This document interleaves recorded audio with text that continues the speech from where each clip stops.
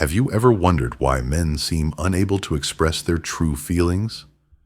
What if I told you that a man who is madly in love with you has already told you, just in a language that almost no woman understands? Carl Jung discovered that men express their deepest love through 7 specific phrases that sound ordinary, but hide absolute devotion. Today, I'm going to reveal these 7 phrases. Words that a man says only to the woman he truly loves with all his heart. Phrases that often go completely unnoticed. The 5th one will leave you speechless, as it is likely the most misunderstood. When you hear it, you will instantly know whether he truly loves you unconditionally. But before we explore these hidden signals, I need you to understand something essential. A man's emotional truth is rarely found on the surface. Jung believed that men carry a secret emotional code, one shaped by centuries of survival, silence, and the quiet pressure to appear invulnerable. A code so subtle that even he, one of the greatest explorers of the human psyche, described it as a language spoken in shadows. Men do not reveal their hearts the way women do. Their love lives beneath the words, not inside the words. And because of this, countless women live beside men who love them deeply, fiercely, almost painfully, without ever realizing it. Most women listen to what a man says, but few know how to listen to what he means. That is why the first phrase, a phrase so simple it feels almost meaningless, carries within it the weight of his entire heart. When he looks at you, perhaps casually, perhaps hesitantly, perhaps in a moment where he seems more open than usual, and he asks, "What do you think about it?" You might assume he's simply asking for advice. But in the inner world of a man, this question is not about the topic at hand. It is about you. To ask for your opinion is to pull you into his inner life. It is to admit, without admitting, that your thoughts hold the power to influence his decisions, shape his future, and steady the places inside him he rarely lets anyone see. Jung believed that for a man shaped by the warrior archetype, asking for guidance feels like stepping out of armor. It is uncomfortable, disorienting, even threatening to his identity. Yet he does it anyway, because for him, love is not spoken. It is trusted, and trust is his doorway to intimacy. The moment he asks what you think, he is revealing something women often overlook. You matter in his private universe. I once worked with a woman named Maria who spent years believing her partner didn't truly love her because he wasn't romantic or expressive. He never said poetic lines, never made grand gestures, never professed devotion in the way she dreamed of. But he asked for her opinion, constantly, about work choices, financial decisions, family concerns, future goals. Again and again, he invited her into the space where his decisions were born. And she mistook this invitation as nothing. Until one day, he told her gently, "I've never made a major decision without you." And her world shifted. Men do not open the doors of their inner life easily. When they do, it's not by accident. The second phrase reveals another layer of their hidden emotional truth, and this one is even more vulnerable. When he comes home, shoulders heavy, expression dimmed, and he whispers something simple like, "I had a rough day." It may sound like small talk, but it is anything but small. In Jung's research, men only reveal their struggles to 2 types of people: the woman they love deeply, or someone who is paid to guide them through their psyche. Because for a man to confess difficulty is to break the ancient command to always remain unshaken. When he tells you his day was hard, he is saying, "With you, I don't have to pretend. With you, I can lay down the weight I carry everywhere else. With you, I am allowed to be human." That is not weakness. That is devotion. And then there is the moment, the one so quiet, so subtle, so easily brushed aside when he notices something you changed in his environment. When he walks into the room, looks around, and says softly, "I like how you arranged this." This is not about decoration, not about aesthetics, not about the room at all. A man's personal space is an extension of his identity. To let you change it, and to appreciate that change, is a profound psychological shift. It means he is letting you rewrite the space that mirrors who he is. It means you are no longer outside his life. You are woven into it. And soon, his love begins to spill into time itself. When he asks, "What are you doing tomorrow?" he is not being polite. He is not making conversation. He is checking the rhythm of your life, synchronizing it with his, integrating your timeline into his own. Men rarely imagine the future with anyone. So when he includes you in his vision, even casually, he is saying, "My future is no longer mine alone." But none of these phrases compare to the fifth one, the one that hides the deepest confession of all, the one men fear speaking, yet speak only to the woman who holds their soul with both hands. And when you hear it, you will know the truth of his love instantly. The fifth phrase is the one most women misunderstand, because on the surface it sounds like a collapse, a flaw, a fracture in the very strength she relies on. But Jung believed this is the moment when a man's heart stands completely unguarded. When he looks at you, perhaps with a heaviness he can no longer hide, and murmurs, "I don't know what to do." What he is truly doing is breaking the deepest rule of the male psyche. He is letting you see him without armor. For thousands of years, men were conditioned to survive by knowing the next move, knowing the solution, knowing the path forward. Uncertainty meant danger. Uncertainty meant weakness. Uncertainty meant he could not protect himself or the woman he cared for. So when a man admits not knowing, not having the answer, not having the clarity, not having the plan, he is giving you access to the most fragile part of his soul. It is a surrender so raw that most women don't recognize it as love at all. Instead, they feel disappointment, or fear, or frustration. They see a crack where, in truth, he is offering them a doorway into his inner world. Jung wrote that a man's greatest act of intimacy is not saying, "I love you," but allowing a woman to witness his confusion, his doubt, his humanity. Because this is where his deepest emotional life lives. Beneath the surface, in the unspoken tremors he tries so hard to control. I once worked with a woman named Paula, whose husband, strong, dependable, unshakable, came home one evening and whispered those very words, "I don't know what to do." She felt a quiet panic rise in her chest. She depended on his certainty, his confidence, his ability to make everything feel stable. So when he confessed he was lost, she misinterpreted it as failure, as if he had suddenly become less of a man, and in that one moment, the bridge between them trembled. He shut down. She withdrew. For months, their connection thinned into distance. Only later, through painful honesty, did she realize he had been offering her something sacred, not brokenness. He didn't need her to fix anything. He just needed to not be alone in his uncertainty. When she finally understood this, she said something that changed everything. "I'm glad you told me. You don't always have to know." And the moment she spoke those words, he cried, quietly, freely, like a man who finally found a place he didn't have to pretend. Jung believed that when a man is met with acceptance at his most vulnerable, the bond formed becomes nearly unbreakable, because what he truly longs for is not perfection, but refuge. But emotional intimacy continues to evolve.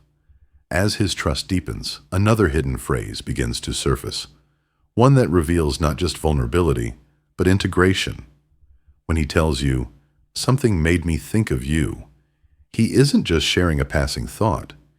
He is revealing that you have entered his internal landscape. Most men live in mental compartments.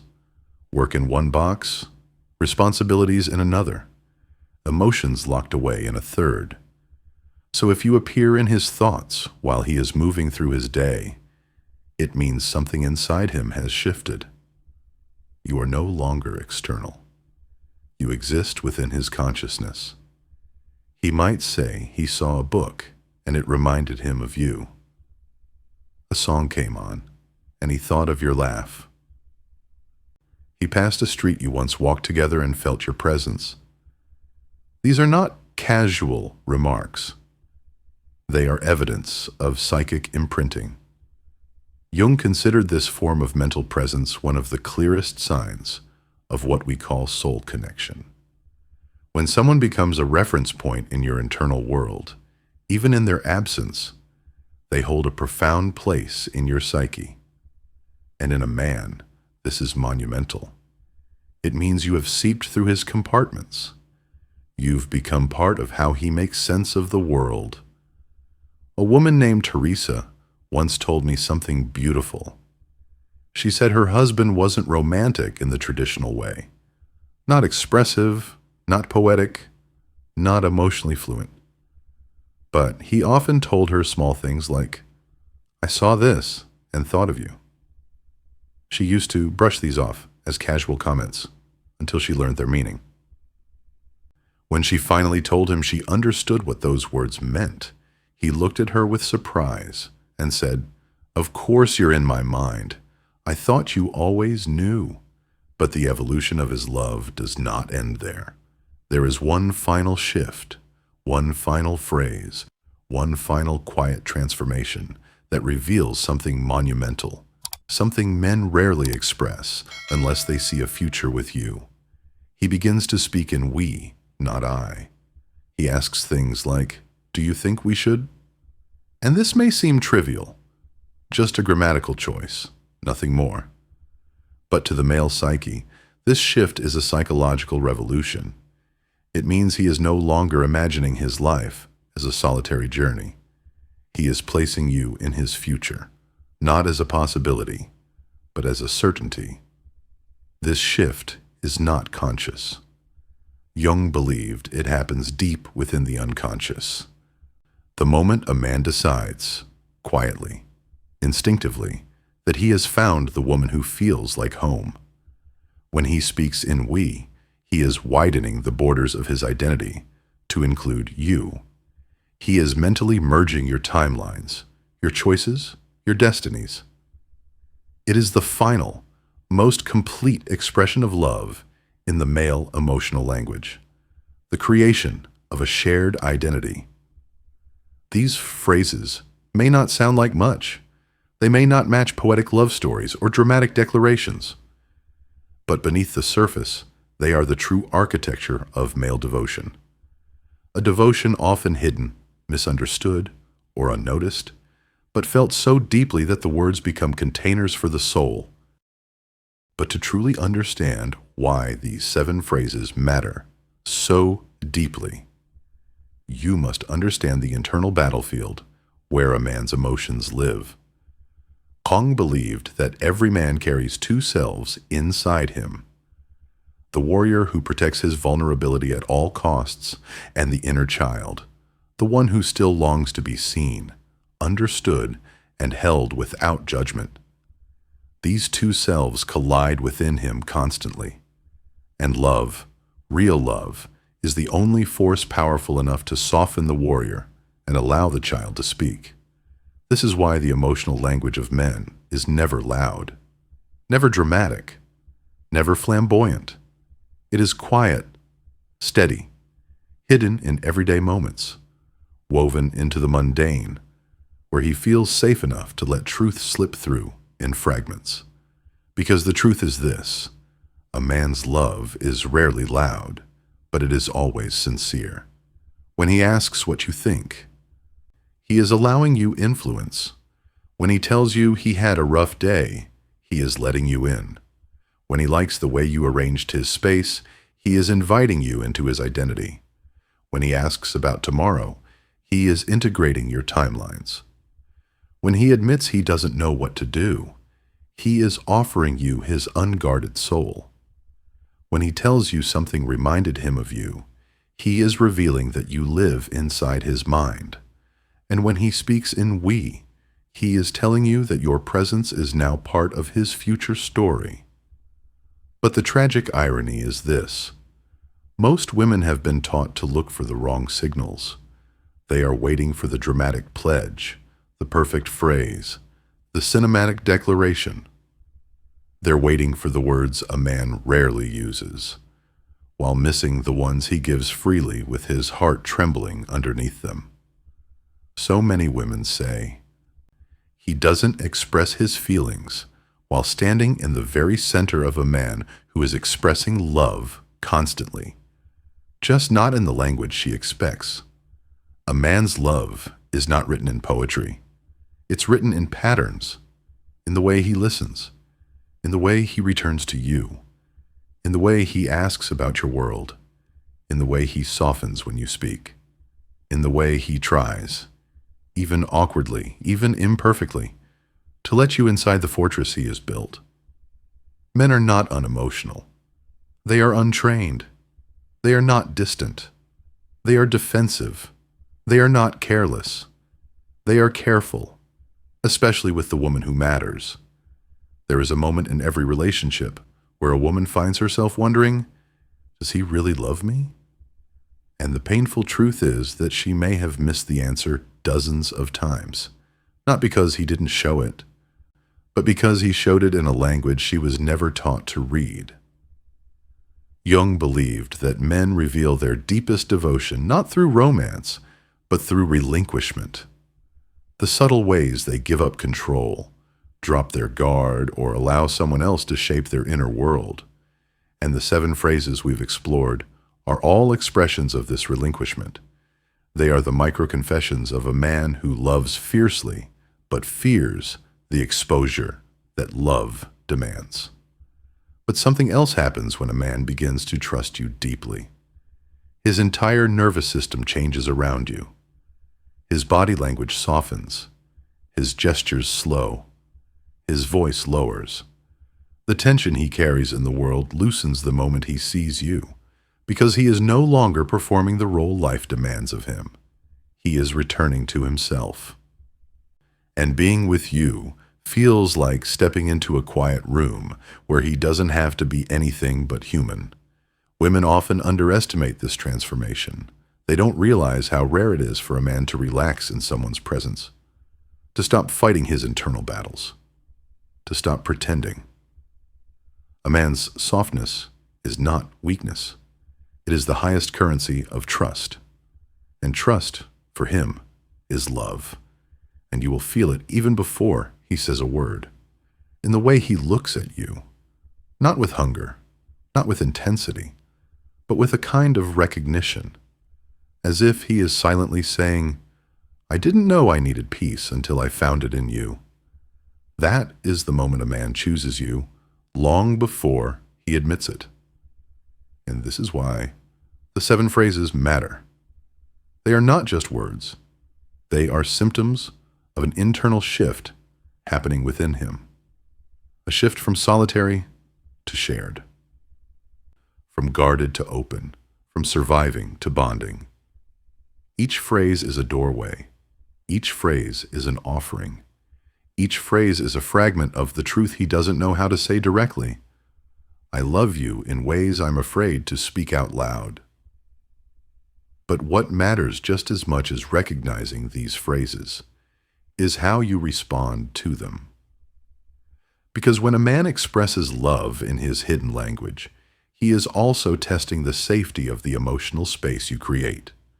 If he shares vulnerability and meets criticism, he will retreat. If he reveals uncertainty and meets impatience, he will armor back up. If he opens the door and senses judgment, the door will close, slowly, silently, and often permanently. But if he meets warmth, curiosity, steadiness, he will open more. A man becomes emotionally fluent only when he feels emotionally safe. And once that safety is created, something remarkable happens. Love becomes reciprocal. Not one-sided, not one person carrying the weight, but two people meeting at the center, seeing each other not as roles, but as souls. This is where a real relationship begins, not in fireworks, but in emotional fluency, not in dramatic declarations, but in consistent willingness to see and be seen, not in perfection, but in presence. And behind all of this lies one extraordinary truth Jung understood better than anyone. A man doesn't love with words. He loves with surrender. In the end, love is never about perfect words or flawless timing. It is about the quiet moments when two inner worlds lean closer and begin to understand each other without force, without performance, without fear.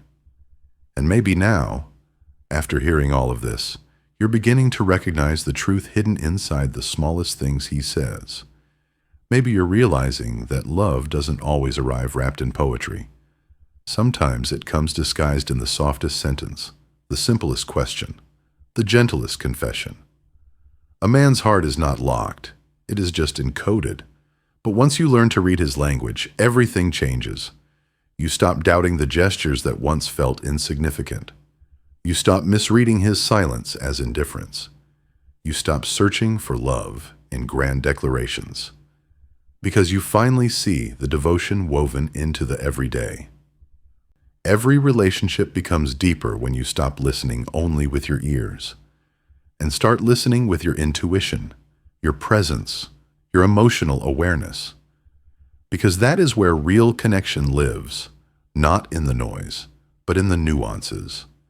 And if even one of these 7 phrases exists in your relationship right now, then you may already be more deeply loved than you ever realized.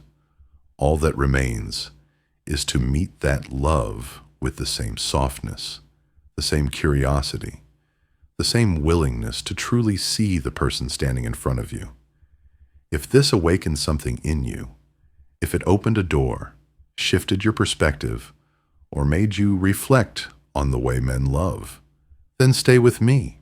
This space, Heartsync X, was created for women who want to understand the invisible side of love, the psychology behind connection, the unspoken truth beneath every relationship dynamic. Here, we go deeper than advice. We explore the emotional blueprint of the heart. So if you feel drawn to this kind of insight, if you want to keep learning the hidden language of men, and if you're ready to build connections that feel intentional, soulful, and transformative, then don't just leave this video and forget it. Stay connected. Join me here, because this journey we're on, you and I, is only beginning. And the next video might be the one that finally reveals the piece you've been missing all along.